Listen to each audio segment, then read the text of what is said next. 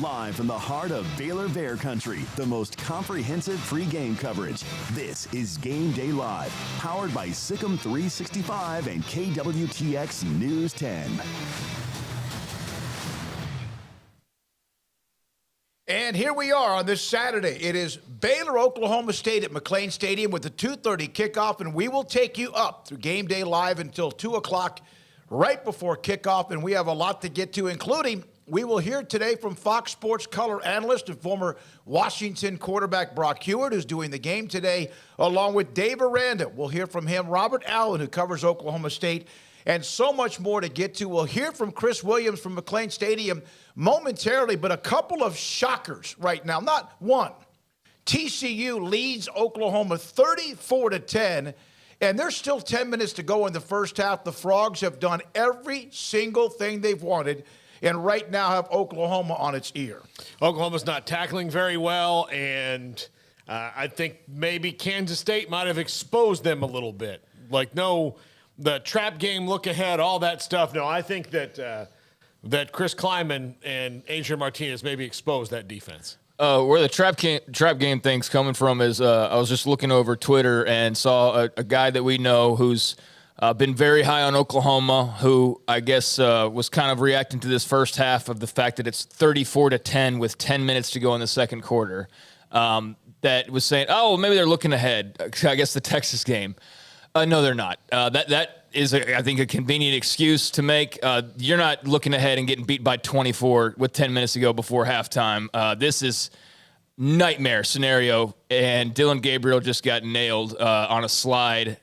So, yeah. And they are. Marvin Mims went out just about maybe the last series, and now there's some pushing and shoving, and who knows, because Gabriel is still down. And that, I don't know. It means that, does that spark Oklahoma? Well, that shouldn't be what they need to feel like they're getting embarrassed as they are right now by TCU. Long way to go, but again, TCU looks really good. Max Duggan looks fantastic. Texas Tech, they hang around. Remember last week against Texas? They just hung around. They were down 31-17 early on a Bijan Robinson touchdown. They were down 13-0 to Kansas State. They had nothing. They'd get a touchdown drive near the end of the second quarter and then a long field goal at the buzzer as the clock went to 0, 13-10, Kansas State at home against Texas Tech. Baylor, Oklahoma State will play at 2:30. Iowa State at Kansas at 2:30, and also West Virginia at Austin against Texas. That game tonight is at 6:30. Also want to wish Darby Brown, hope she's doing okay. She's out today, and she's under the weather, and hope that Darby feels a lot better going forward the rest of the weekend. All right, we will hear from Chris Williams from McLean Stadium. He is there. Chris, thanks for your time.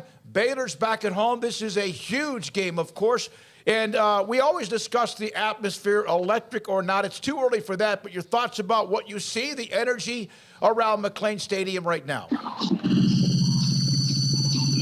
Yeah, well, the fireworks went up a little bit ago for the Bear Walk. And if I turn it here. Just take him off the video here, and we'll just talk to him on the audio. That's, yeah. The video glitching out a little bit. Yeah. Go ahead, Chris. Well, I was showing you they've lined up for the Bear Walk. The staff's starting to walk up here, and then the players will be walking through pretty soon. And it's the gold out game. There's a lot of gold lining both ropes. It looks pretty cool seeing everybody wearing their gold, and then we got the band in green here playing music. So yeah, I'd say the excitement's pretty high here at McLean. Chris, this is an interesting matchup for Baylor. It's the third time in exactly 365 days they've played Oklahoma State. Do you think this one will maybe play out differently than the other two as far as the kind of game we see? Well, I think it'll be a similar kind of game. I think if you look at last year's teams, Oklahoma State, Baylor, I believe they both had top 10 defenses. I think both defenses have taken a step back this year, so it maybe won't be quite as much of a defensive struggle. But as far as schemes, as far as what they like to do and what they're going to try to do, I think we're going to see pretty much identical to the game plans they came out with last year. Chris, do you get the sense, I mean, we found out last night it's a sold-out crowd. I know you kind of commented there a second ago, but you get the sense maybe it's a bigger tailgate than it's been so far this season? Just, I know we've had a small sample size, but still. Yeah, I mean, biggest game of the year, and then it's also, I feel like 2:30 is a great time slot for people because you don't have to wake up too early. You can get out of bed, you know, at your own pace and then get down here and still have a few hours to cook out and tailgate. People are definitely taking advantage.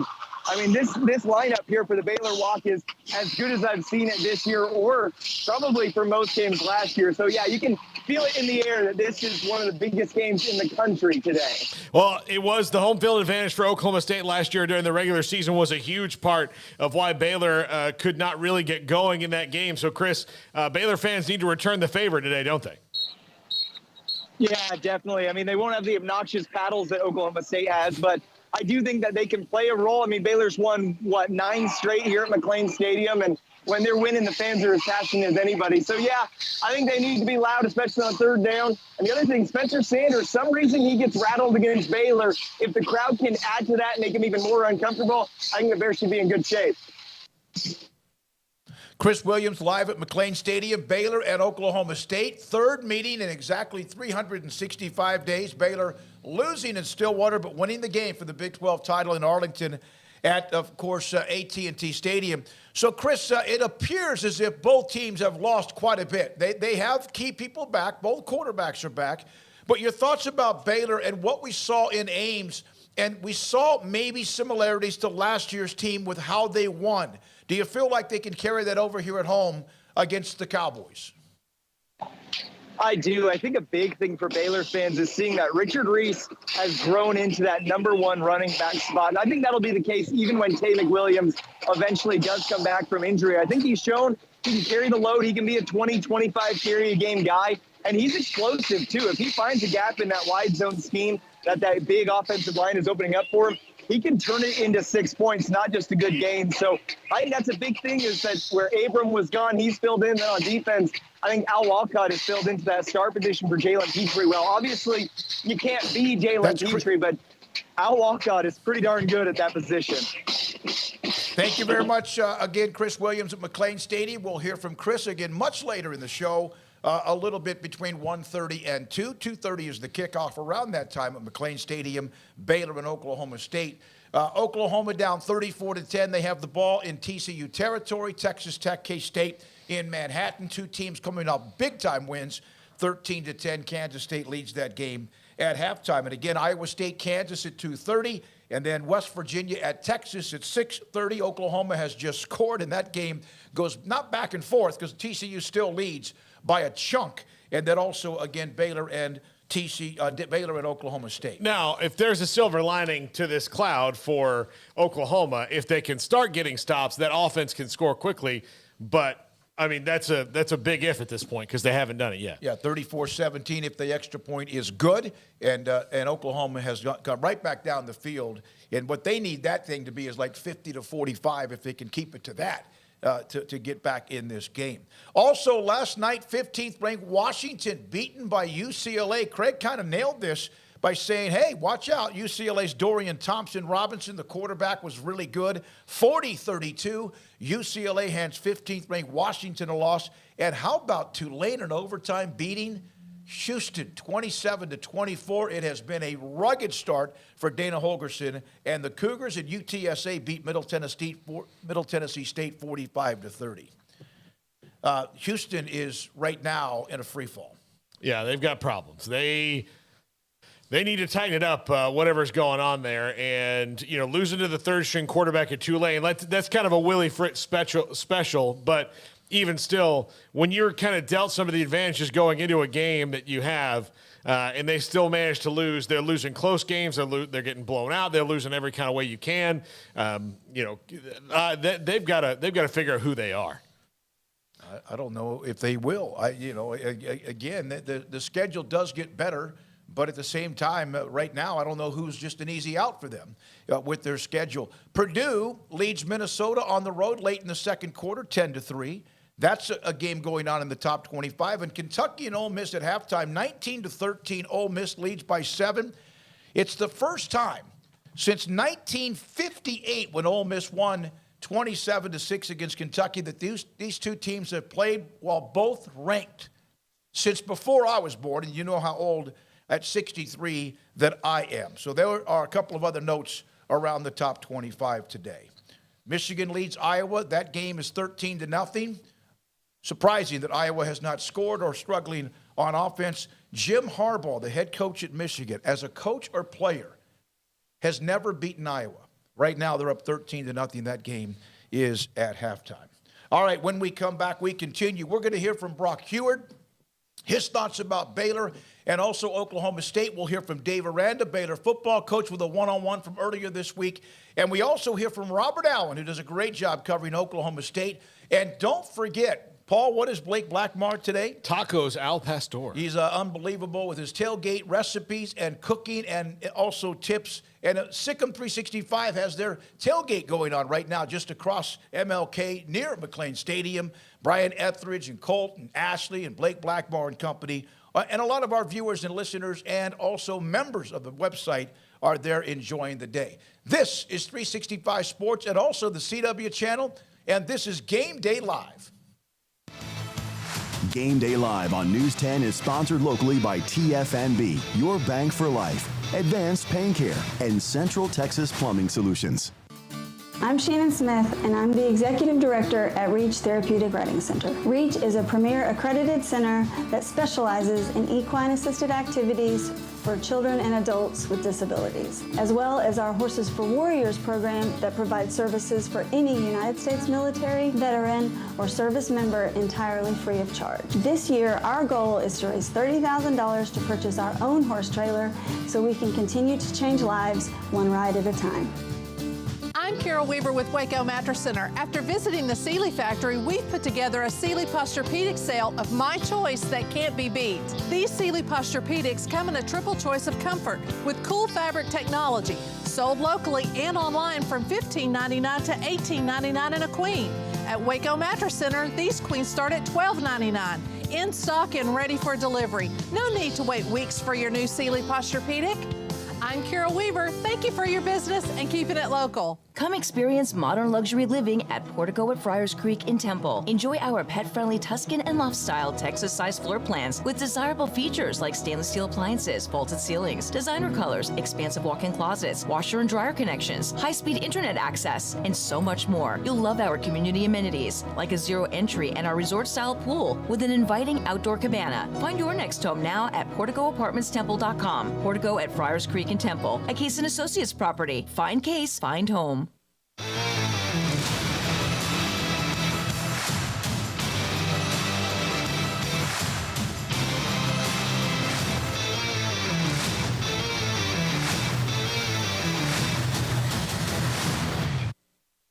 We're now joined by Fox Sports' Brock Heward. He joins us on 365 Sports, prepping for Baylor at Oklahoma State. Brock, is there a team in the Big 12 that is bad, legitimately bad, or is this a league that's going to beat up on each other a lot? Yeah, we chatted with Derek Mason today, and I think he echoed the sentiment of a lot of people. There's just really not going to be an easy out. Now, we'll see how the year plays out. There's a lot of very physical teams. I think your Bears are about as physical as it gets in this conference, but Iowa State plays physical football. K-State and Oklahoma play physical football. Obviously, Oklahoma State is incredibly physical as well. And with as many of those teams built that way over the course of the season, you and I both know what's going to happen. That what it looks like, week 1 in the Big 12 or week 2 is not in any way what it's going to look like by the end of the year, because you're going to have losses. You're going to have key contributors and key players that get knocked out for significant time just because of the nature of the physical presence in this league. And as I'm saying that, I'm kind of chuckling because it was just 5 or 6 years ago, no one would have ever said that about the Big 12. But yeah, there's new coaches, there's new blood, there's new physical programs. So I think as we sit here today, obviously with Kansas's emergence and K-State's big win and Sonny Dykes doing nice things there in Fort Worth, and even Texas Tech obviously getting it done late there against Texas. Yeah, not really an easy out. West Virginia obviously had some struggles out of conference, but I think Neil Brown's an excellent coach, and they still have a QB that can sling it everywhere, and they'll be a problem for some people. So there's really not a gimme on the schedule as we sit here and look at it right now. Brock, last year, Blake Shapen got kind of thrown into the fire on the road against Kansas State, a matter of fact. Plays the second half, then plays the season finale against Texas Tech, and then plays in the Big 12 championship game and plays really well early on before getting his shoulder dinged up and then missing the bowl game. Obviously, those 3 games helped, and now that the games he's played so far this season, but how much before you feel like you've really kind of found yourself as a quarterback? Do you think he's approaching that already, or do you think there's a little bit more experience required? Well, I think that depends on the people around you. And as Coach Aranda said the other day, coming out of the Iowa State game, I read into his quote of, he was trusting himself and trusting the team. And that's really the word, I think the word I continually come back to. It's not talent. I mean, he's got a beautiful release and the flick of a wrist. He's like, obviously a shortstop in baseball, and you see that arm talent manifest itself on the field. But it comes down to trust. And you had 2 senior running backs last year. You had 2 dynamic senior receivers. I'm looking at my board, comparing this year to last year. I had a Baylor a season ago against Iowa State, and it's like, who are these guys? Where did they go? Some of these receivers weren't even on the depth chart last year, and obviously asked to play significant roles. The true freshman running back was playing high school football last year.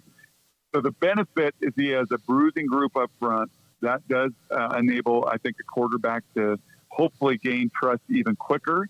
But as far as throwing it on the perimeter, and you saw that in Provo, he was just hesitant. He flinched. When I watched that tape, I had BYU Oregon a few weeks ago. So in my prep for that game, I watched the Baylor game, and I was like, man, that is not the Blake Shapen I saw a season ago. That's not the one I saw in the Big 12 title game. And I think it was representative of just not trusting that perimeter, those perimeter people, and throwing with anticipation, and was just kind of clutching everything. And that was not the case in Ames. And I think for Coach Aranda, for Coach Grimes in particular, calling the plays, if Ames is a precursor of things to come, that's a good sign, because that O-line is good. The people on the perimeter will grow. Your tight end is elite. And this little freshman running back's got quite a burst to him as well. Brock, your thoughts about Baylor? I know they have not allowed over 100 yards in a game. Brigham Young, Jaron Hall hurt them with his legs, but mainly his passing. He was phenomenal with Roberts. Your thoughts about how they have been able to shut people down, no matter who they've played, with that big, thick, deep defensive line? Yep. Well, that's it right there, man. When you can win the most basic math equation on the field, when you're 4, and sometimes with Siaki, it's just your 3 to beat 5. It gives you so many more numbers to play with. It's kind of the inverse of what I was just talking about with a quarterback that can run. You get that extra +1 in the run game because he becomes a runner and not just handing the ball off. They do that defensively with their, as you said, huge, long, athletic, thick guys up front that just make you earn every yard, and then do enough in the passing game to squeeze and constrict and feel that QB feels their presence in that pocket. And then you've got 7 or 8 on the back end that cause a lot of problems. But when there's 4 receivers versus 7, no QB likes those odds. So that will certainly be critical. Their ability to contain Spencer, to hit Spencer. I love how fast Dylan Doyle and Matt Jones are playing at the second level of that defense as well. I think they're playing as fast as any second-level defenders I've watched on tape at this point in the season. And, yeah, boys, it's going to be a loud one. It's going to be a physical one, and it's going to be one whose ever veteran defensive line controls and constricts this pocket most frequently, more than likely wins it Saturday. Thank you. Appreciate your time. I know you got a crazy cram schedule. Appreciate it. Look forward to seeing you Saturday and also hearing the call and watching the call, too. That sounds great, guys. Thank you. Thank you. Brock Heward, Fox Sports. Baylor Scott and White Southwest Sports Medicine and Orthopedics, the team physicians for Baylor Athletics, diagnosing and treating all sports-related injuries, including concussions. These specialists also provide orthopedic services for athletes and non-athletes alike, whether it's knee or shoulder pain, hand or wrist injuries, orthopedic spine care, and even an arthritis and total joint clinic. Trust the doctors Baylor Athletics trusts. Baylor Scott and White Southwest Sports Medicine and Orthopedics wants to get you back in the game.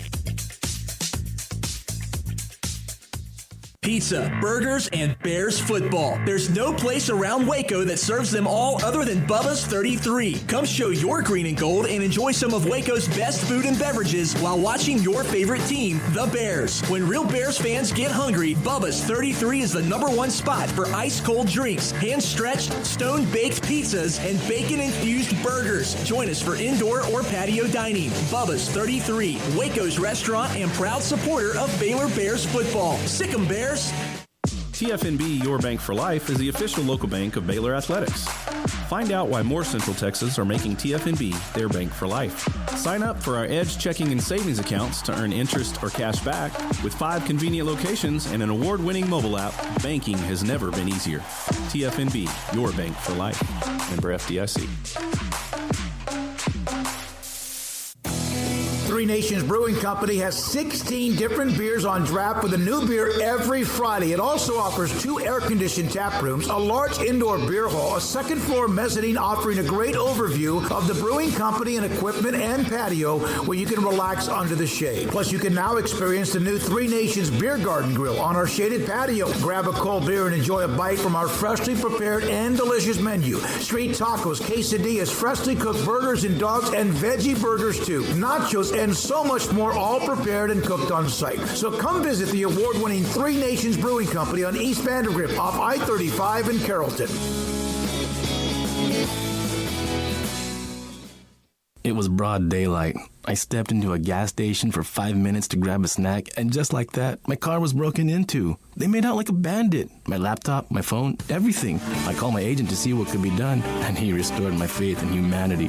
My claim was processed so quickly, and I was able to recover my losses. Stop by and see our agents at one of our 3 McLennan County locations.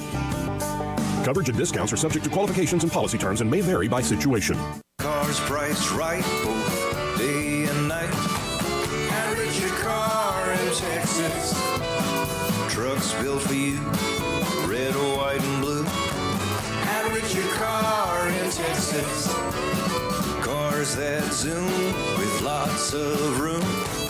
Average your car in Texas.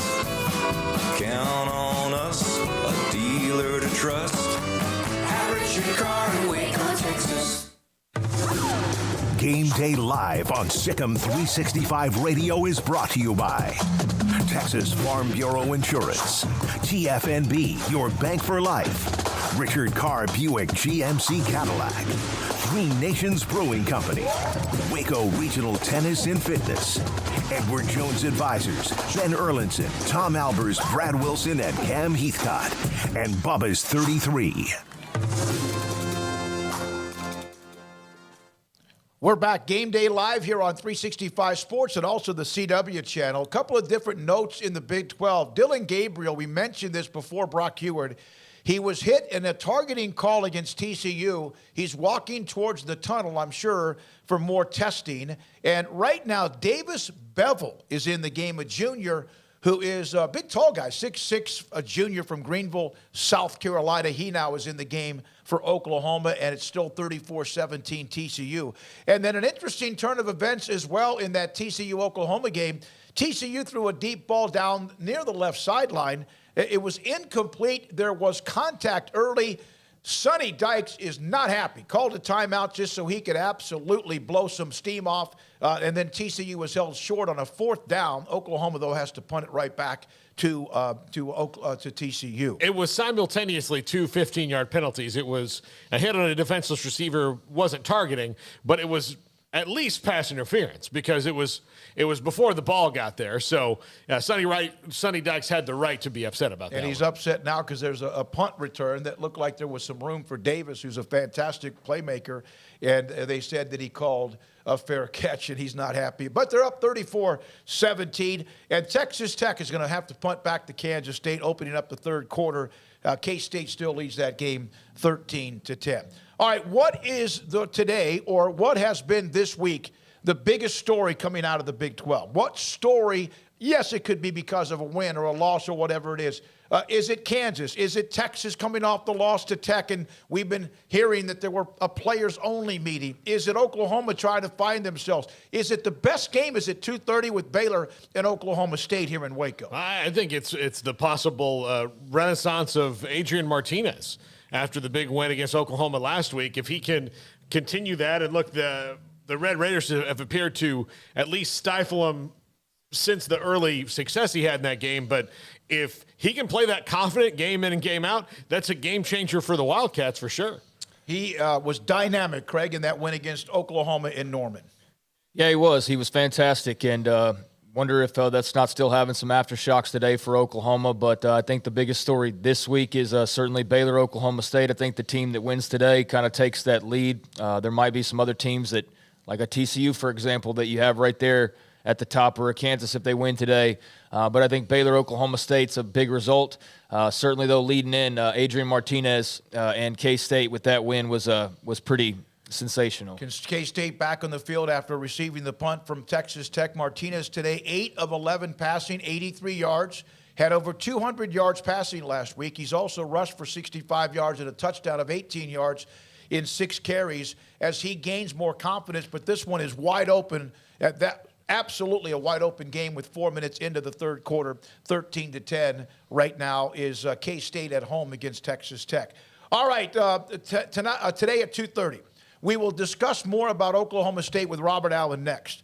We saw these two last year, and the first game was a grinded-out game in Stillwater. Oklahoma State was more physical. Even in that game, Matt Jones, a penalty at the end of the game, pretty much took away any chance Baylor had to win. That was physical.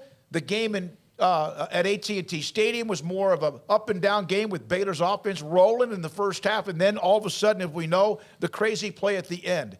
Do we see a little bit of what we saw in Stillwater, or do we see much more of what we saw in the first half at AT&T Stadium? I think it's probably the first half at AT&T Stadium, maybe not as one-sided, but I think that both these teams have significant personnel losses on defense. While I don't think they forgot how to play defense or coach defense in a year, they can make stops when they need to. I do think that, if you're Baylor and you lose Petrie and Woods and Terrell Bernard off that defense, that's a lot of turnovers you lost. And if you're Oklahoma State and you've lost Malcolm Rodriguez and Devin Harper, and then on the other side of the ball you've lost Jalen Warren. Baylor, it's almost kind of the same thing.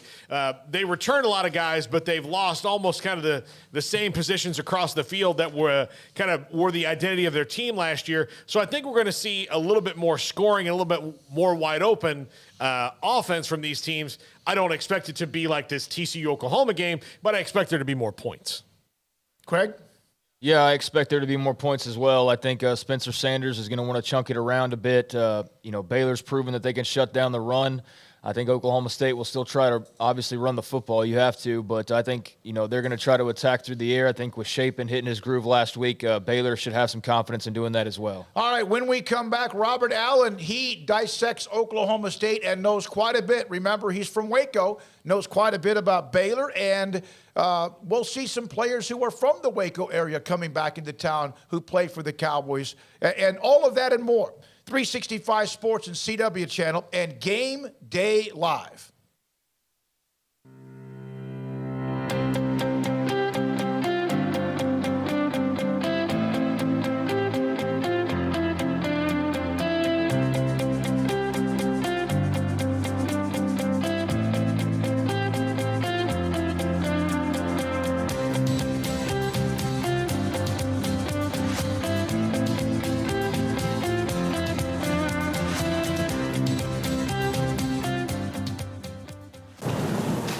When storms damage your roof, there's only one place to call, and it's Montgomery Construction and Roofing. MCR offers detailed bids for affordable quality roof repair and replacement. Schedule your free inspection and make sure your damage is repaired right the first time. Our claim specialist can help walk you through filing an insurance claim for wind and hail, too. Say goodbye to damaged roofs and yes to Montgomery Construction and Roofing. We roof Texas, and we are here to serve you. Hi, I'm Vic Fazell. During these trying times, you might want to just stay home. And at the law offices of Vic Fazell, we understand. That's why we're set up to handle your personal injury claim without you even having to come in. Just give us a call, and we'll take it from there. We can send any paperwork straight to your smartphone or computer. Don't delay, because if we don't put money in your pocket, you don't owe us anything. I'm Vic Fazell. Catch up on the day's news with KWTX News 10.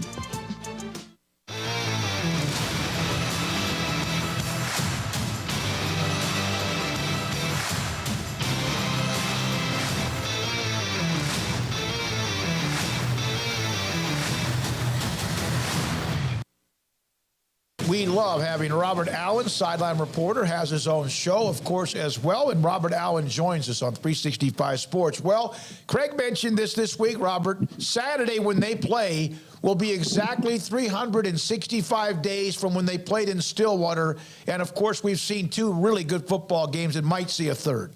I think it's a flip a coin game. I think, obviously, Vegas thinks that, too, with the point spread they put on it. So, yeah, I think this will be a heck of a competitive game. The thing that the two teams are coming into it very differently. Baylor's been tested, went out to Provo and got beaten double overtime and played really well last week in Ames.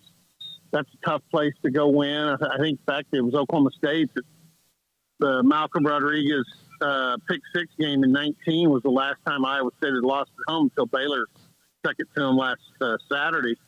And Oklahoma State, it's been kind of a country club life. I mean, I thought Central Michigan was pretty good, and I think that's kind of been proven that they're pretty good. Arizona State was came in here kind of a dumpster fire, and it only got worse. And then Pine Bluff is what it is. So this team hadn't proven much yet. They'll get the chance to do that Saturday in Waco. Does that worry you a little bit, Robert? It would if it were, and there are some young players, but not that many. I mean, even in the secondary and the linebacker, where they've had a pretty good makeover from last year's defense. Mason Cobb is a junior. Xavier Benson started a year at Texas Tech and was the player of the year and was an All-American in JUCO last year on defense. In the secondary, Jason Taylor was a starter last year, and Thomas Harper has been a part-time starter, and Sean Michael Flanagan's a fifth-year senior starting for the first year. And then the two corners, Jabbar Muhammad and Corey Black, have played a lot. In fact, they kind of were the guys against Notre Dame in the Fiesta Bowl. They had the second half, and some of those guys who were older sat. Coaching staff felt they were the two best corners at that point. So, if it were a younger team, Smokey, I would panic. It's not a young, and even on offense, it's not a bunch of young pups. They've been through this. They just haven't been through it yet this season. Is Spencer Sanders better, and is it because of yet another year of experience or something else? Spencer Sanders is better because, the longer you do this, the better you should get at it. He's extremely talented, but I'm not going to get defensive. I do sometimes. And, the biggest thing this week among OSU fans, I've had so many people come up and say, well, if Spencer will protect the ball, we'll be good. That's all we need. Just protect the ball. Well, let me tell you something. There's a kid up at K-State named Adrian Martinez that heard that enough that the first three games, even though they won several of them, for K-State, he protected the ball. I mean, Matt Walters, their sideline guy, is one of my best friends. And Matt's like, man, we can't get this guy to throw the ball downfield. He's gun shy. He didn't want to take a chance. And finally, I think Chris Kleiman told him before the game last week with OU, look, if you don't cut it loose and make some plays, we're going to have to go somebody else. We can't have that. Well, Spencer's never had that. Even when the fans say, 4 interceptions. And if you go back and look at the 4 interceptions, 2 of them were tipped. One of them was blatant, but there was a pass rusher right in his face. And the other one was probably the dumb decision. So, I mean, 2 of the 4 you can pin on him, and maybe half of the one where he got rushed, give Baylor credit for making a good play. But you got to give the defense credit sometimes. But Spencer doesn't listen to that. He loves the offense the way it is right now. They go fast. He's better. Some guys aren't better when they go fast. He's better when they're going fast. And his teammates have a tremendous amount of confidence in him. And I don't ever want him to get that. I really don't want him to get the yips. I don't want him to feel like, oh, man, I got to be careful. Spencer being careful is the Cowboys getting beat.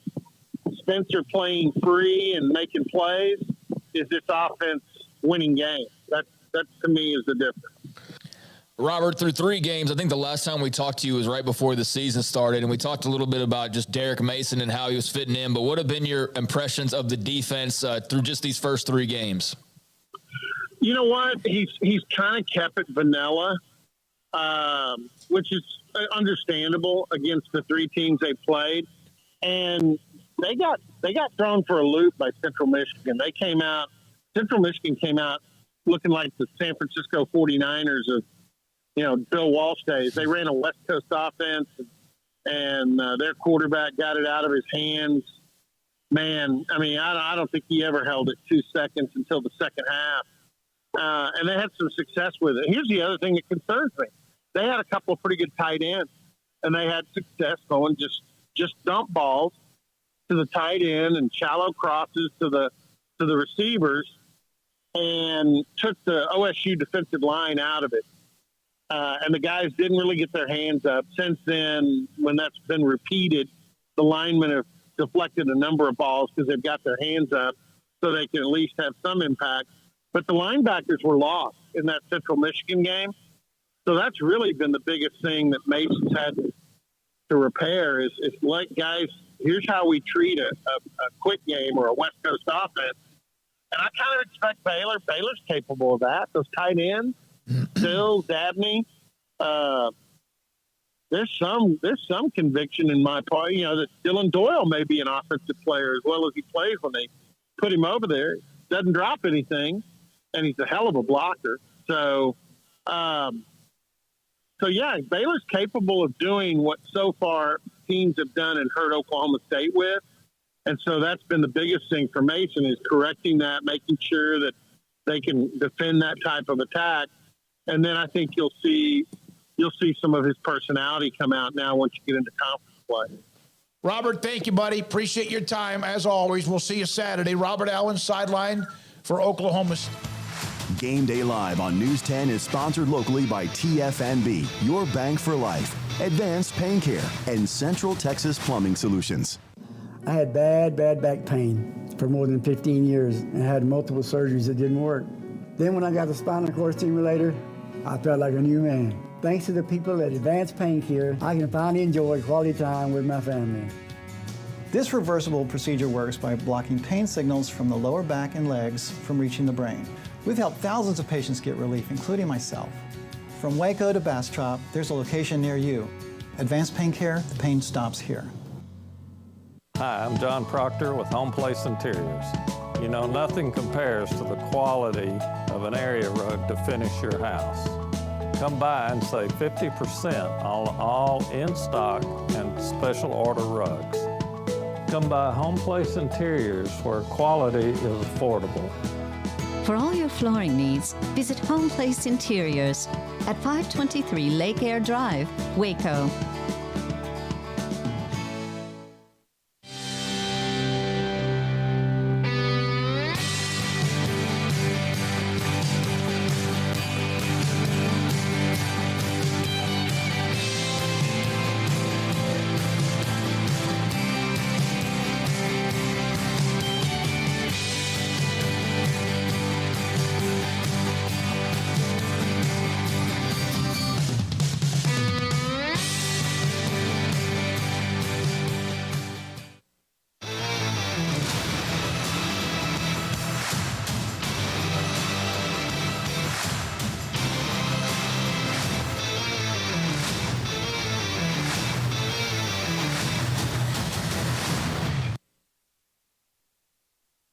Hey team, welcome back to Black Bar Barbecue Tailgate Series. Today, we're out at Game Guard Ranch. I'm rocking the Pearl Snap tee. We're gonna get some tacos al pastor started. We're gonna do some on the rotisserie. I'm also gonna show you how to do it on the grill if you don't have a rotisserie. It'll be kick-ass, might even make some nachos. Every good al pastor starts with that marinated meat, and every good marinade starts with onion and garlic. Plenty of it. All right, team. So these are pasilla, guajillo, and a couple of chipotle chilies. They're dehydrated. We're gonna get them here in this hot water, let them simmer for 20, 30 minutes to rehydrate. First things first, we've gotta make our marinade for the tacos al pastor. We've got our chilies, they've been simmering, they've rehydrated. We've got half a yellow onion. We've got as much garlic as I could put in here. Get that into the blender. Now we're gonna pull the stems out of these chilies and get them in the blender. Pull that out, dump out the seeds, in. So this is the base of our al pastor marinade, right? Onions, garlic, and our braised peppers. The most important thing is gonna be some achiote paste. I could not find any at the grocery store I was going to, but they did have this achiote powder, so we'll make our own paste. So we'll just get a couple of packets. We've got some tomato paste, and we're just gonna blend all this together.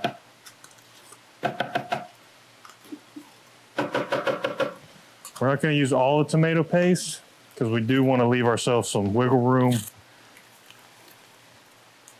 And the achiote comes from some kind of special pepper or the seed of a pepper. I don't know that much about it. I know it tastes good. To complement, we're going to go in with some cumin. Favorite's all-purpose. It's just salt, pepper, garlic. Should pretty much go in everything. Yeah, we'll go in with a little more. Some vinegar to provide some contrast. Pineapple juice and orange juice. You can use just pineapple juice. You can use some kind of mixture like this. I highly recommend the pineapple orange juice personally. And we're just eyeballing it, right? The intent is to kind of make a paste. We're gonna add a little brown sugar also for some contrast. Don't go crazy with it.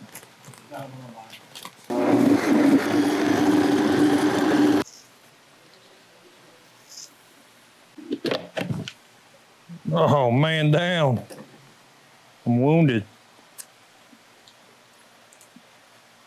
Yeah, that's pretty good. So traditionally, the al pastor taco is made with thinly sliced marinated pork on rotisserie. We're gonna try to get as close as we can to that today.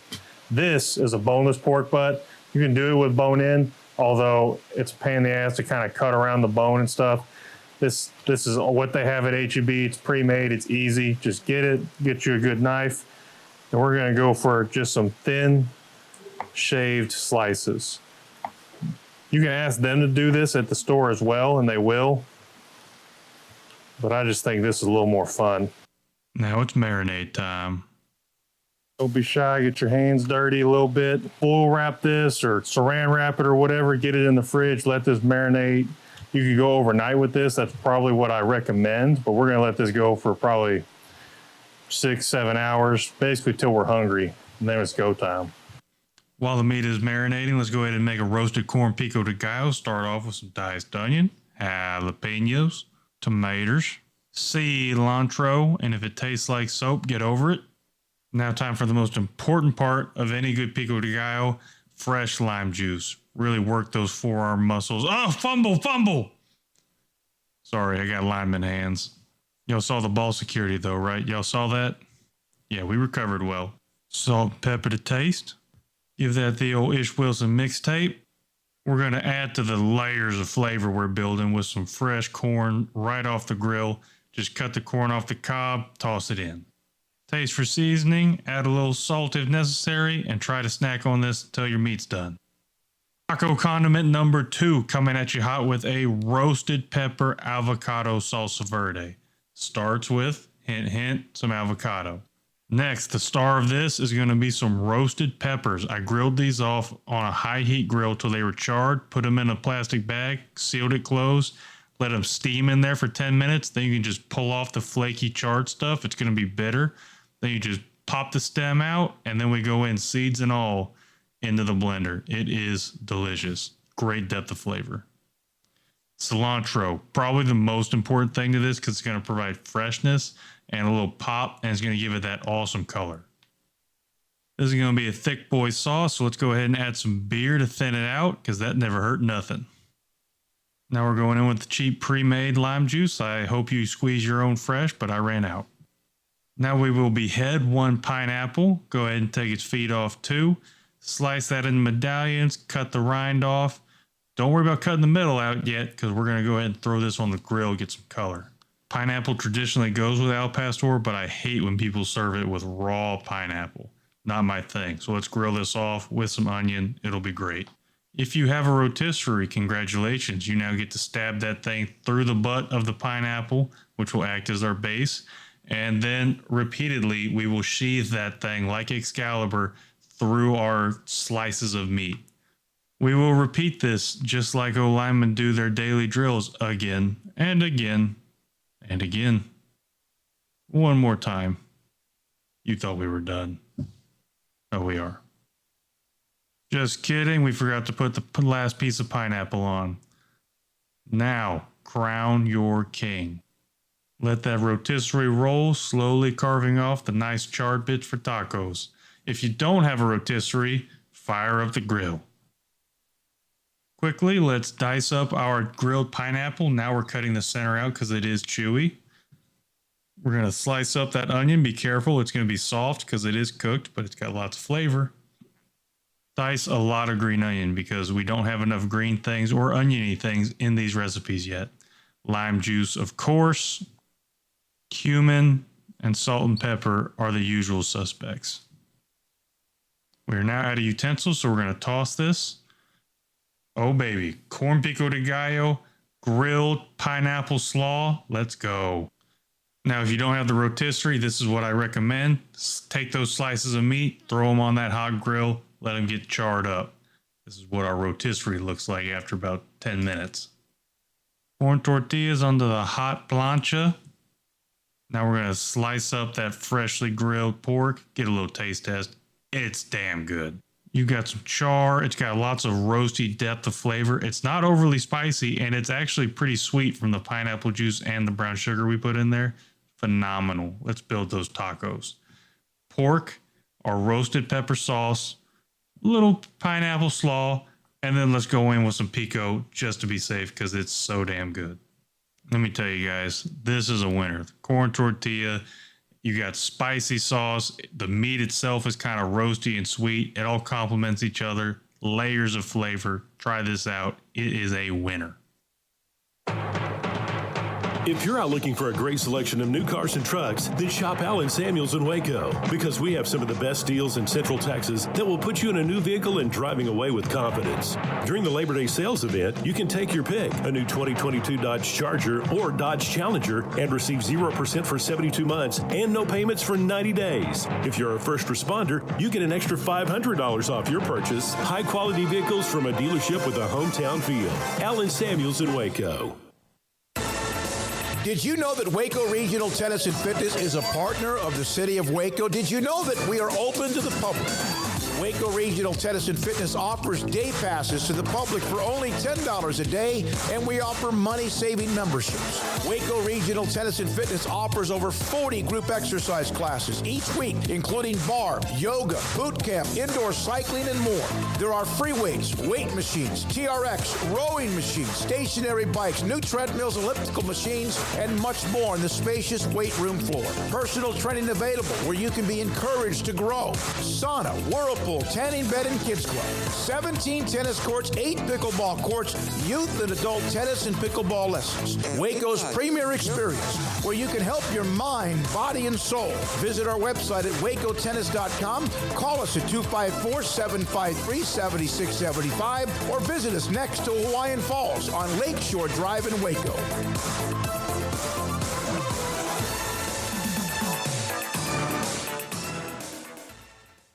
pizza, burgers, and Bears football. There's no place around Waco that serves them all other than Bubba's 33. Come show your green and gold and enjoy some of Waco's best food and beverages while watching your favorite team, the Bears. When real Bears fans get hungry, Bubba's 33 is the #1 spot for ice-cold drinks, hand-stretched, stone-baked pizzas, and bacon-infused burgers. Join us for indoor or patio dining. Bubba's 33, Waco's restaurant and proud supporter of Baylor Bears football. Sick 'em, Bears! TFNB Your Bank for Life is the official local bank of Baylor Athletics. Find out why more Central Texas are making TFNB their bank for life.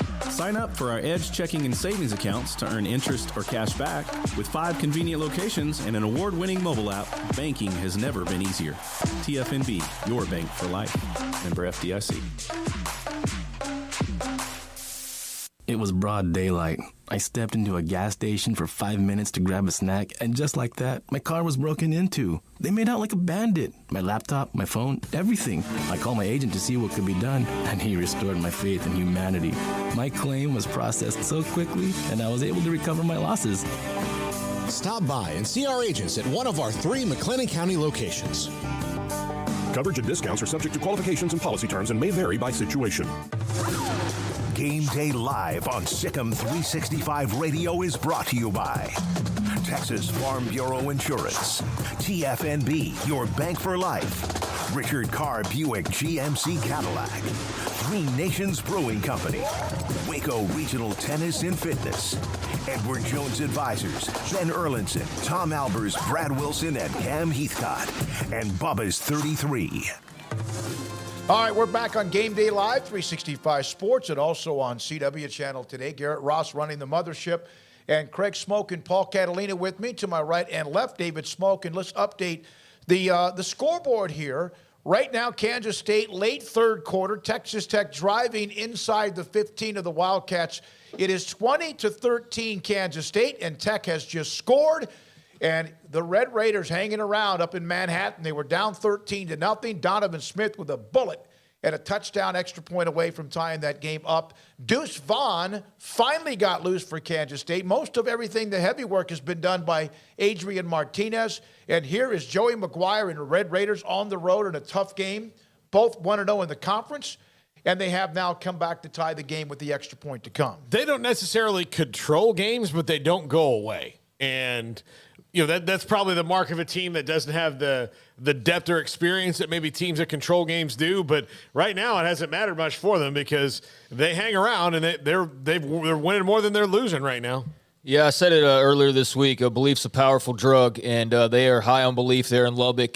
Joey's got a lot of the Matt Rule motivational stuff going on. That was clear during the offseason. He did a lot of the same stuff that Rule did, took some pointers from Dave Aranda as well, and I think he just has a team that was never lacking in talent. Tried to, say on multiple occasions when people were, first-year head coach, they had a bad head coach previously, like they'll take some time to rebuild, and I didn't feel that way at all. I mean, he had a full quarterback room, had some skill guys, had a defense that played pretty stingy even when they weren't scoring points under Matt Wells. So I think the ingredients were there to be at least a bowl team from the start. Now, they might be more than that based on the way they're playing now. So, kudos to Tech for getting up, and especially on the road. You wonder if K-State's got a little bit of some gas missing in the tank because of how, just big their win was last week. But, that could be the case for Texas Tech as well, and it doesn't seem to be. So, we're in for a good finish here. Xavier White with the touchdown catch and a dart from Donovan Smith, and they had to go about a yard or two to get in the end zone. Extra point is good, 20-20.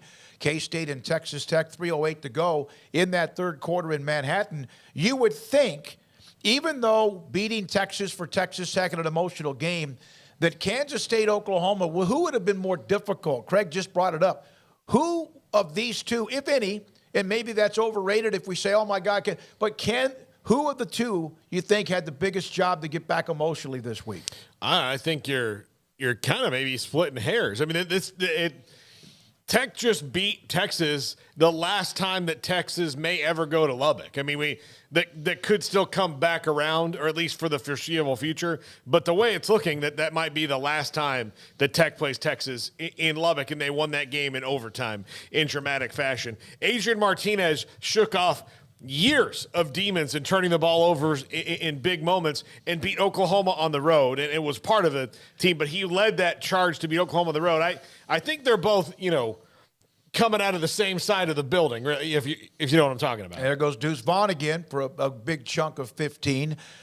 Smith is 21 of 28. He throws it a lot with that Kitley offense for Texas Tech for 188 yards and 2 scores. He did throw an interception and a batted pass. Martinez, 10 of 14, 99 yards in the score. Deuce Vaughn now with 147 yards on 17 carries. That Texas game with West Virginia tonight, one of the stories today, Pete Thamel earlier today reporting that Quinn Ewers is out. There was at least a little bit of that chess match type comments from Steve Sarkisian. Ewers out, focused on returning against Oklahoma next week, according to sources for Pete Thamel from ESPN. I'm curious. I hope he does. I want to see that. I'm curious to see Texas with Quinn Ewers again. I hope that he's healthy enough to play. I know that's a pretty painful injury. It hurts to swallow. It hurts to breathe. It hurts to do everything because of where that the separation was right by his sternum and his collarbone. So yeah, I think so, and I do think sometimes people say that to rush back, and that's nice. It wouldn't surprise me either way to see him not play or play next week. If he doesn't come back next week, then you start to get a little bit of an annoyance with Sarkisian in this timetable that doesn't really have a time on it because it does seem like they're trying to lead this into maybe a big Oklahoma return. If that doesn't happen, then I don't know. I kind of lose interest in the whole return thing at that point because it'll have been almost a month from doing the same thing basically every single game. So hopefully that is leading to an Oklahoma return for Oklahoma based on the way they're playing today. Probably not what they would want to hear at the moment, but they've got bigger fish to fry. Adrian Martinez, 3 and out, Kansas State. Actually, they did pick up a first down. They were about to punt back to Texas Tech with under 2 minutes left, third quarter. That game again tied at 20 apiece. That West Virginia-Texas game is tonight at 6:30. There was also some games in the top 25 today around college football, updating some of those scores. We're also going to have the conversation with Baylor head coach Dave Aranda here momentarily. Michigan 20, Iowa nothing. You guys can comment after I mention each of the scores if you want, for as long as you want. Is Iowa fourth-ranked Michigan 20, Iowa nothing. 41 seconds to go, third quarter. Is Iowa going to score 20 in the next 3 weeks? Because I don't think they're going to score it in the next quarter and a half. No, that game's over. Yeah. Ole Miss and Kentucky. Wildcats have battled back. 2:08 to go, third quarter. 22-19, Ole Miss leads by 3. Kentucky has the ball at their own 34. That's about how that game was probably supposed to go, back and forth. And both teams have big playmakers. I know that Kentucky got their running back back this week, Chris Rodriguez. He's back, so that's probably made a difference in the game. Haven't been able to see much of it, just been following along. I did watch the earlier part of that game, and Ole Miss can just run the ball really well. They're really explosive at every position. 169 yards, averaging 6 yards per carry. Yeah, so, that Zach Evans pickup was big for them. They already had good running backs. That Jackson Dart can run the ball himself. So it's going to be interesting to see that down the stretch. Yeah, I haven't been able to see a ton of that one, but not surprised that it's a close contest. Expected that. Jackson Dart, 11 of 23, but 171 yards, but thrown a pick. By the way, Zach Evans, 9 carries for 25 yards, has a touchdown. Quinshawn Judkins, their leading rusher, 77 yards on 8 carries, almost 10 yards a pop and a touchdown in that game. Chris Rodriguez, you mentioned him, Paul, 15 carries, 61 yards, and a touchdown. Levis is 11 of 14 for 106 yards and 2 scores. Very efficient, but not a lot of yards right now in the passing game. He has spread it around, though, to 8 different receivers. Some other games in the that's a good one. That looks like it's going to be going down to the wire. So a tremendous one-handed catch by Texas Tech inside the K-State 20, and also what appears to be also defensive pass interference, and the Red Raiders are right back down in the red zone against Kansas State. Minnesota-Purdue tied at 10 mid-third quarter in that one. That's about a Minnesota-Purdue game, right? 10-10. I mean, I'm not knocking it. I think that's about how that's supposed to go. I think P.J. Fleck likes that. Jeff Brown probably not as much. I know he likes things to be a little bit more wide open. But P.J. Fleck, likes to be able to kind of grind you down a little bit. He's still got Mo Ibrahim, so that game could go either way. Early game on the West Coast, Utah, actually Mountain Time. Utah and Oregon State tied at 7. in a game Oregon State, of course, last week with a tough loss in the Pac-12, but right now tied at 7 apiece with Utah and midway through the first quarter. Everything else is tonight. How about the Washington-UCLA game last night? We'll hear from Dave Aranda, by the way, and also Chris Williams will join us again from McLean Stadium. But UCLA, I mentioned this, Penix had a great game, threw for 345 yards and 4 touchdowns, but not enough, as UCLA led 26-10 at halftime, and it was 16 points. It was once 40-16 UCLA, and the Bruins and Chip Kelly get a great win in the Pac-12. Yeah, that was, Craig kind of called this out yesterday when we were talking about it on the show about, UCLA could very well have said them. We don't know anything about them yet, but I think we do now, 5-0 UCLA, and Washington's been one of the better stories, but that was a really good game, and Washington had to come back to even make it that close in the fourth quarter, and didn't have enough time to score the third touchdown they would have needed in that quarter to even tie the game. So good on Chip Kelly and the Bruins for getting a big dub. Yeah, it's almost like every once in a while I know what I'm talking about, and that was one just had a little bit of a hunch on. But, yeah, big for Chip Kelly. Tells you a little bit more where UCLA is, and definitely takes a little bit of air out of Washington, but they still have a lot to play for. And, just a great win for the Bruins. I'm not a big fan of and we saw this with Oklahoma last week, the whole flickering the lights whenever you score. Like at the end of that UCLA game, they had the lights off basically, and it just looks dumb. Like I don't think it looks cool. It looks like you haven't paid your electric bill basically, and it was just kind of weird. I don't know if other people enjoy that. I'd be curious to know because I've seen that now in a couple of places, and I don't know that I'm on board normally with like uniform changes and different stuff that people do. This one I'm not really feeling this whole flickering stadium lights, dark stadium lights thing. But regardless, UCLA got to celebrate, and that was a big win for them. Well, and we saw it, Paul, when we did a high school game at Permian High School, Ratliff Stadium in Odessa. They throw on the LEDs. It's pretty it's ornate for a high school game, I'll tell you that. It was more of a concert light show than it was at times after touchdowns or even timeouts. Ohio State's Jackson Smith in Jigga, he's out against Rutgers. That probably won't matter. Rutgers, of course, though, again, in the Big Ten, that game today at 2:30 in Columbus, Ohio State has mauled everybody other than the 21-10 when they came back to open the year up against Notre Dame. And Arkansas State, Toledo, you expect that, but scored 52 on Wisconsin last week to win 52-21. And Wisconsin is in it today against the upstart Illini and Brett Bielema, 31-10. That game, 4:36 left in the third. Good, huge, great start for Illinois in that one. Also, one other note, TCU has started now the second half, 41-17 at halftime over Oklahoma. They scored early, they scored often, they scored in different ways, and they have the ball to start the second half against the Sooners. Sooners quarterback Dylan Gabriel knocked out of that game in the second quarter on a targeting call when he was sliding. Not sure exactly what his status is, but would doubt if he'll come back in that one. When we come back, we'll have Dave Aranda. We'll hear from Chris Williams from the stadium at 2:30 kickoff. A great matchup in the Big 12 and top 25 with top 10 Oklahoma State and Baylor at number 17? This is Sikkim 365 Radio and the CW channel. Central Texas Plumbing Solutions is the team you can count on to go the extra mile and resolve your plumbing problems quickly and thoroughly, getting it done right the first time. We want to wish the Big 12 champion Bears great success this season. Sikkim Bears. At Dr. Smiley, you're always our top priority. Dr. Lee, Dr. Lim, and the friendly staff are committed to delivering exceptional and professional care in general, family, cosmetic, and emergency dental services. Get $24.99 implant, abutment, crown, 3D CT scan, and consultation. Dr. Smiley accepts Medicaid and most dental insurance. Call Dr. Smiley today at 254-732-2606 and book your appointment today. When it comes to accounting or financial services, choose a firm where it's about you.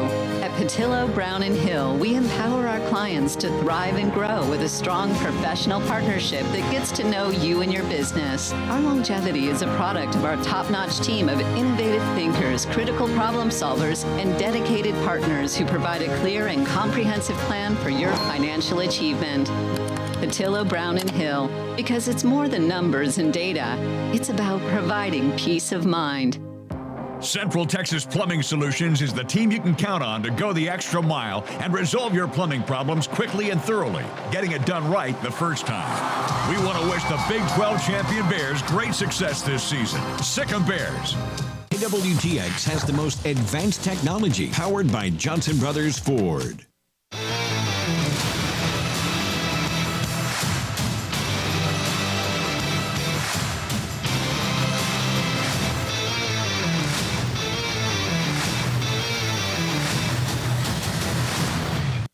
Baylor football coach Dave Aranda with me, Sikkim 365 Radio, 365 Sports.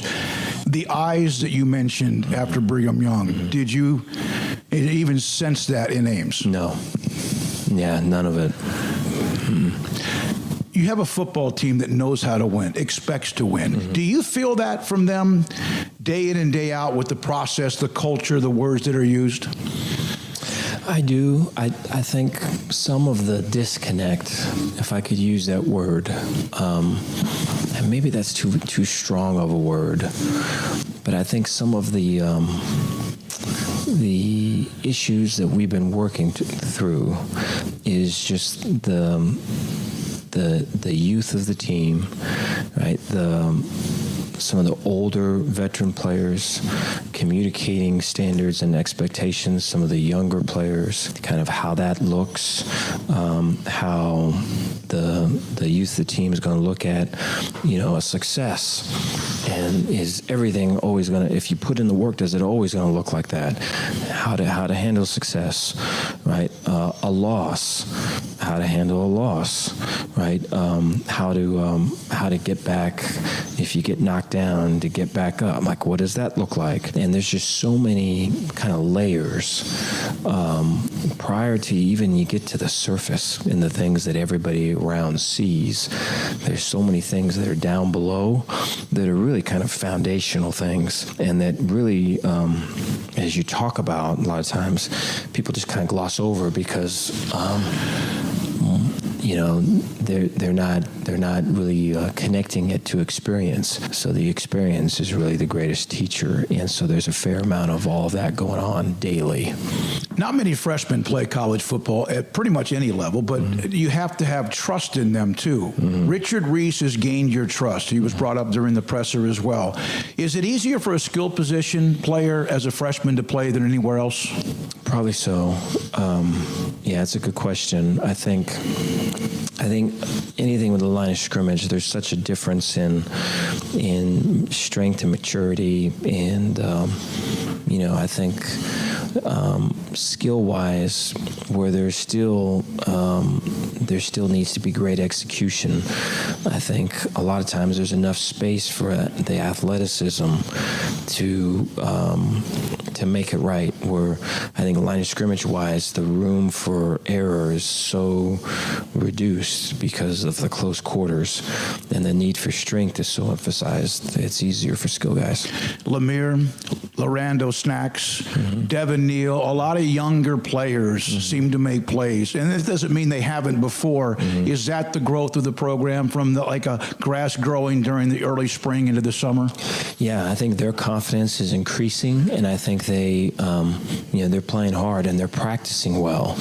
And you look at the weeks the last week that those guys had was their best week, and then they come out and play well, and so it's really cool to see, and we'd like to build on that. The SEC has elite teams, and probably more than any other conference. But it does appear as if the Big 12 from top to bottom is very deep, and that doesn't mean just this year because of teams that won or didn't win. Do you feel that in this conference? I do. I think I know there's great coaches. I know there's great culture in our conference, and I think there's a great connection with the team.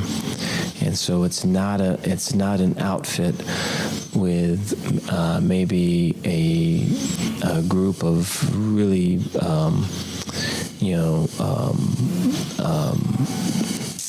freakish athletes doing this or doing that. And while we do have great athletes, it's not that. It's more of teams winning as a team. And I think that's why you have so many games that are just down to the wire, because they continue to fight, and they can, there's a belief in their brothers to their left and right. And so I think that will make for some entertaining games. That'll make for a lot of nail-biting games. You mentioned Bryson Jackson has gained confidence. Is he now someone, you play him not just on passing downs, you just want to find a way to get him on the field? Yeah, so his motor never stops. So we track, the 20 miles per hour, and he is one of the top guys in that. I think he is the top guy that consistently runs that in practice, in games.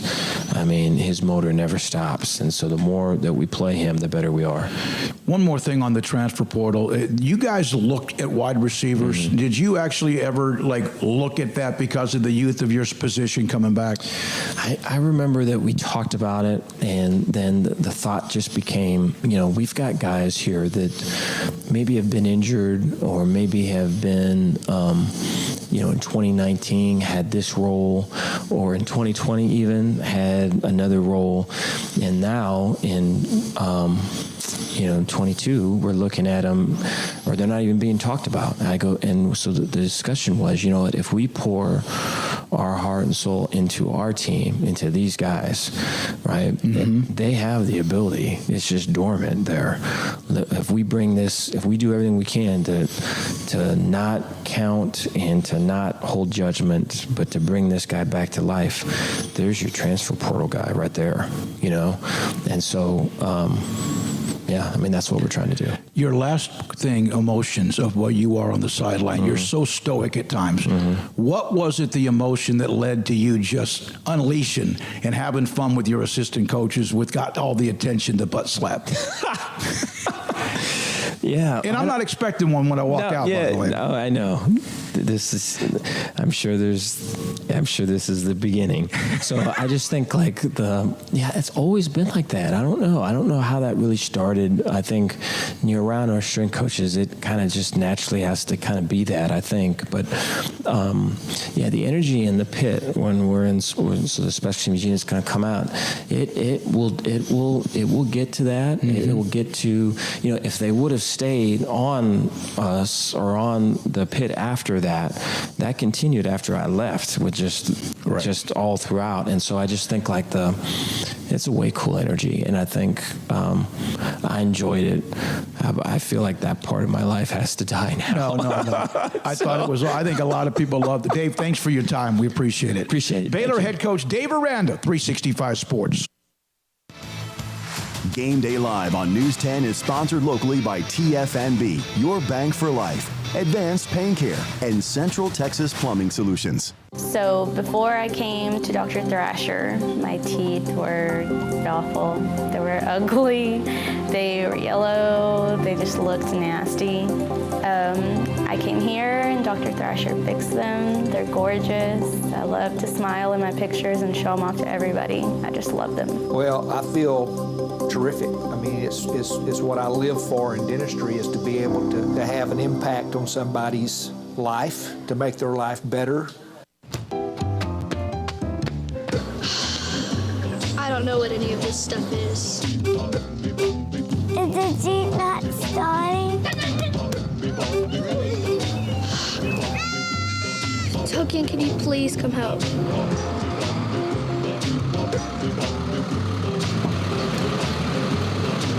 Y'all call for a tow?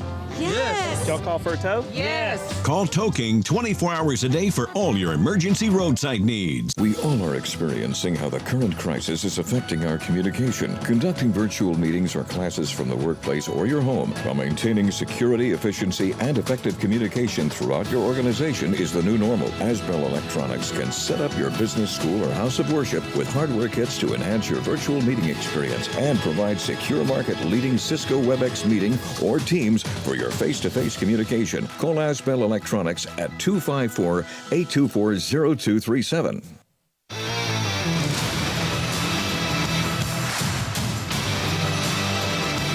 We're back. Game Day Live on 365 Sports and also the CW channel. We'll hear from Chris Williams momentarily from McLean Stadium. An update, Kendry Miller just went deep. A long run, yet another long touchdown for TCU. He has 131 yards on 12 carries and 2 touchdowns. It's 48-17 TCU, and there's still 9 minutes and 30 seconds to go in the third quarter. Adrian Martinez got loose for a long touchdown run, and K-State right now leads Texas Tech 27-20. They have just under 13 minutes left in the fourth quarter with K-State up 7, Texas Tech with the football. Let's now go to McLean Stadium. Chris Williams from KWTX joins us. And Chris, I can tell by traffic usually even 2.5, 3 hours before the game where we are, about a mile away from McLean Stadium on MLK, if it's going to be one of those a little bit more packed than other games. Do you feel that sense right now? Smokey, I think I lost you a little bit at the end there. I think you were talking about the atmosphere, and it is already starting to fill up in here. In fact, a guy dressed in a banana suit just walked in. And then if I turn all the way around to the berm here, you can see the berm is already packed with people sitting in that shade of the scoreboard up there. And then, of course, there's people on that home sideline in the shade as well. So, yeah, a lot of excitement around this game and a lot of gold. People really listen to that gold out call. Chris, does Spencer Sanders end his turnover woes against Baylor, since most of the ones he's had in his career have come against the green and gold? I don't think so. I think Baylor gets at least one takeaway from Sanders today. I will say they need to be wary of Spencer Sanders' legs. I think that's where he can hurt this team. But if he's forced to go to the air, I think he throws at least one more interception today. Chris, Blake Shapen seems like he hit a good groove last week. Do you think we see the Baylor offense with a different type of rhythm that they've built up now post-BYU?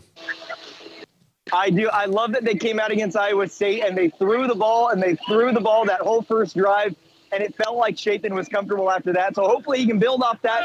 They know they can do it. Coach Grimes knows they can execute. So, yeah, I think he's going to be more comfortable today, and I hope that Grimes feels more comfortable opening up the playbook to reward that confidence he has in his quarterback. Chris, this is turning into, and really has been, the Baylor and Oklahoma State has been back and forth. And, of course, the game that ended the first year against Dave Aranda, Oklahoma State came into McLean Stadium and humiliated Baylor.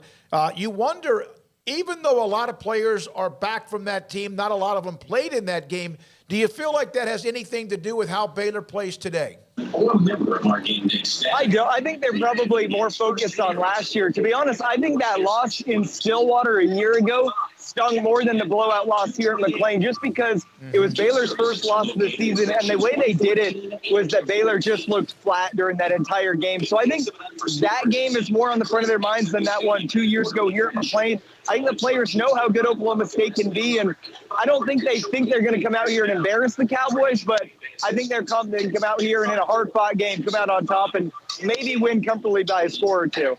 Do you feel like, from what you sensed during the week, that this is a focused team and that Iowa State, okay, that's great, we won, let's move on? I think that Aranda is one of the best coaches in the country, getting his guys to take things 1 week at a time. So whether they're coming off a loss or coming off a win, they approach that week the same way they would if it was the opposite result on Saturday. So, yeah, I think that came in. There was probably a little extra buzz, a little extra energy at practice this week, but I think it was just their usual installment. Get ready, know your assignment, and then just show up on Saturday ready to go. Yeah. Chris, what do you think about the Big 12? It's a meat grinder. Who would have known that the first team to get blown out would be Oklahoma? Yeah, I did not see that one coming. I mean, do we need to start taking TCU that seriously now? Are they one of those teams that could be competing come December? I don't know. I am blown away by the way that game. I mean, it was 10 minutes left in the second quarter. TCU already was pushing 400 yards on the day. That is unbelievable. Oklahoma State leads the all-time series 22-19. Baylor winning, of course, the last game. Baylor is 9-7, though, in games at home. And as you mentioned, they're thinking about that game against Stillwater, but also thinking about this week. Let's say this, Chris. If, in fact, Baylor can win at Iowa State, turn around and play a team like Oklahoma State and take the win, it's still very early, but what will that mean to them, in your opinion? Well, I think that definitely makes them, especially with everything else going on in the conference, that would make Baylor the front runner. In fact, I think no matter who wins the game today, whether it's Baylor or Oklahoma State, who really hasn't been tested this season, no matter who comes out on top, I think a lot of people around the country and around the conference are going to look at them and say, they're the favorite. They're the team to beat. But also, the other side of that coin means every other team that plays Baylor is going to want to beat them that much more if they can win that game today. Yeah. Go ahead. All right. Thanks, Chris. Appreciate your time. Chris Williams, KWTX, a part of what we do in our partnership with our Game Day live shows on Saturday. Today's CW channel. We've also, of course, been right in the middle of it with KWTX. A couple of reminders. We're going to come back and wrap it up and give an opinion or two or a prediction or two. CW channel. Every weeknight at 10:30, we will have Sports Tonight on the CW channel with what we do during the week on 365 Sports. This is 365 Sports, some predictions and more next. With so many companies and policies out there, it gets so confusing shopping for insurance, and I never know if I'm getting the policy that's right for me. Luckily, I met the team at the Niche Group Insurance Agency. With the Niche Group, you can go to one company and get access to coverage options from many insurance carriers, and you get to speak to a real person about your specific coverage needs. With the Niche Group, I know I'm getting the right coverage at the right price. If you need insurance, talk to the experts at the Niche Group at 1-800-258-8302. Three Nations Brewing Company has 16 different beers on draft with a new beer every Friday. It also offers 2 air-conditioned tap rooms, a large indoor beer hall, a second-floor mezzanine offering a great overview of the brewing company and equipment and patio where you can relax under the shade. Plus, you can now experience the new Three Nations Beer Garden Grill on our shaded patio. Grab a cold beer and enjoy a bite from our freshly prepared and delicious menu. Street tacos, quesadillas, freshly cooked burgers and dogs, and veggie burgers too. Nachos and so much more, all prepared and cooked on site. So come visit the award-winning Three Nations Brewing Company on East Vandergrift off I-35 in Carrollton. Cars priced right both day and night. Average your car in Texas. Trucks built for you, red, white, and blue. Average your car in Texas. Cars that zoom with lots of room. Average your car in Texas. Count on us, a dealer to trust. Average your car in Waco, Texas. Did you know that Waco Regional Tennis and Fitness is a partner of the city of Waco? Did you know that we are open to the public? Waco Regional Tennis and Fitness offers day passes to the public for only $10 a day, and we offer money-saving memberships. Waco Regional Tennis and Fitness offers over 40 group exercise classes each week, including bar, yoga, boot camp, indoor cycling, and more. There are free weights, weight machines, TRX, rowing machines, stationary bikes, new treadmills, elliptical machines, and much more on the spacious weight room floor. Personal training available where you can be encouraged to grow. Sauna, whirlpool, tanning bed, and kids club. 17 tennis courts, 8 pickleball courts, youth and adult tennis and pickleball lessons. Waco's premier experience where you can help your mind, body, and soul. Visit our website at wacotennis.com. Call us at 254-753-7675 or visit us next to Hawaiian Falls on Lakeshore Drive in Waco.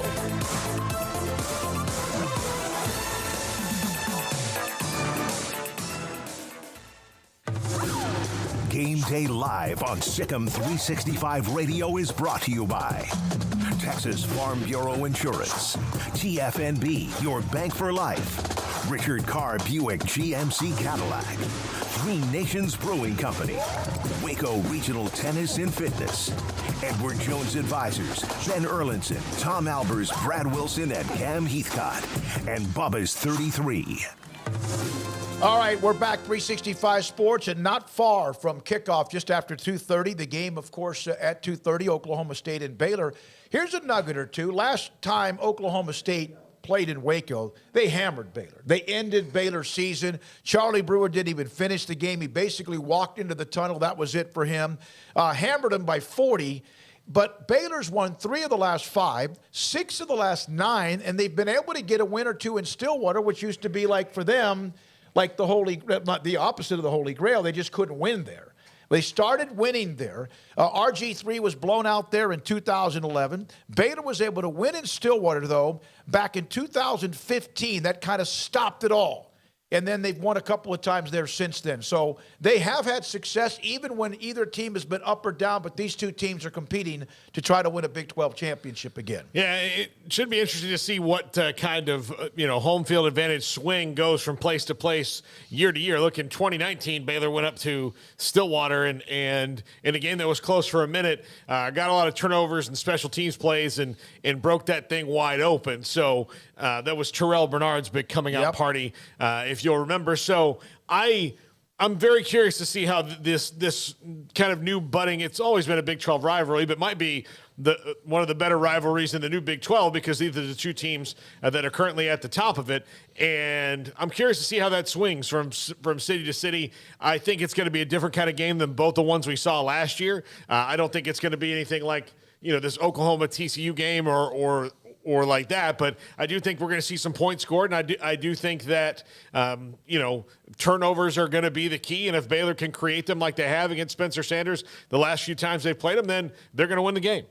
Yeah, I expect a bunch of points to be scored as well, or not a bunch as in old school Big 12, but I think there will be a good number of points scored, not the 24-17 type games that we saw last year. I'm thinking a little bit more, or I guess it was less than that, but a little bit higher than that.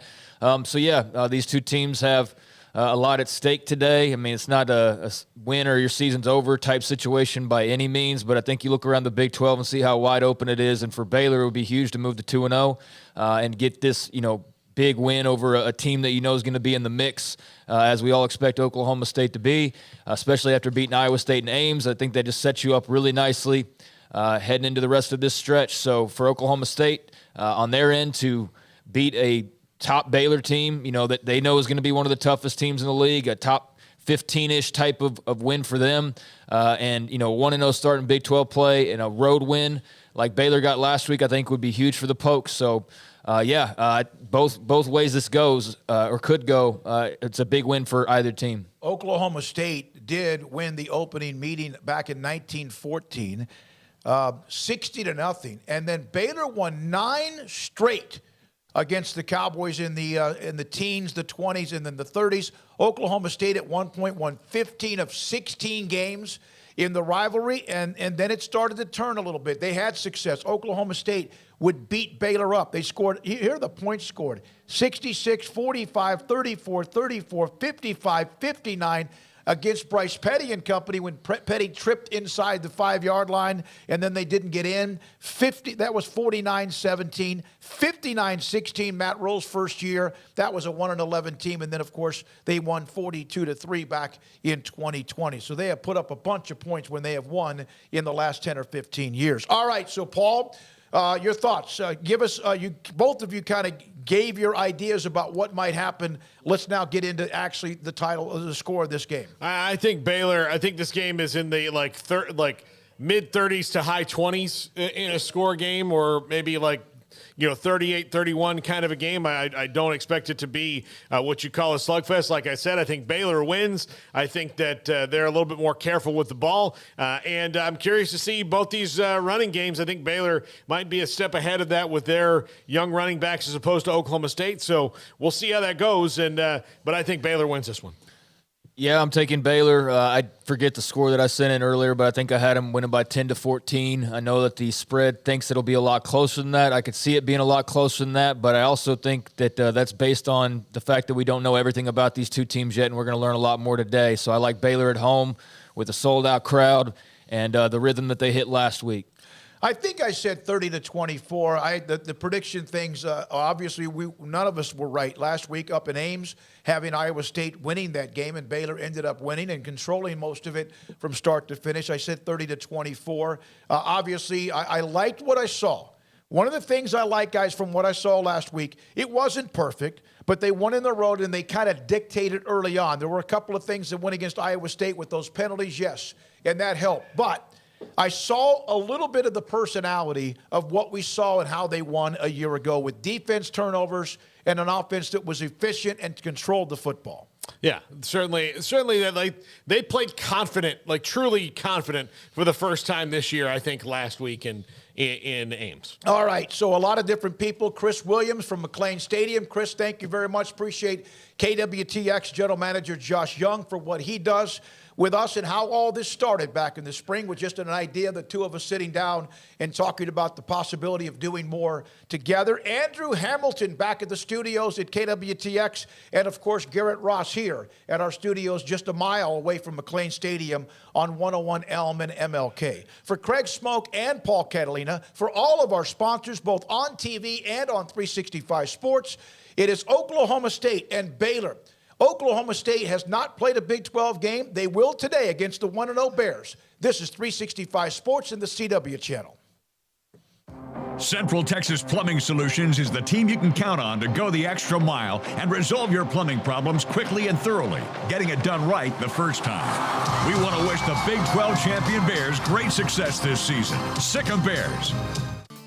I'm Shannon Smith, and I'm the Executive Director at REACH Therapeutic Riding Center. REACH is a premier accredited center that specializes in equine-assisted activities for children and adults with disabilities, as well as our Horses for Warriors program that provides services for any United States military, veteran, or service member entirely free of charge. This year, our goal is to raise $30,000 to purchase our own horse trailer so we can continue to change lives one ride at a time. One thing I hear most often from my patients is they still have pain after back surgery. In fact, almost 50% of my patients have experienced failed back surgery. I had a disc decompression, which actually didn't work. I didn't ever think I was going to feel better. Then I went to advanced pain care. Now I feel better than I've ever felt before. When advanced pain care says the pain stops here, they definitely mean it. I am thankful to Advanced Pain Care for getting me back to doing the things I love. Call today for a same-day appointment. Locations across Texas. Advanced Pain Care, pain stops here.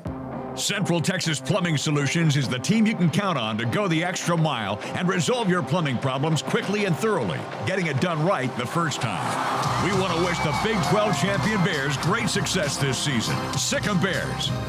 Catch up on the day's news with KWTX News 10.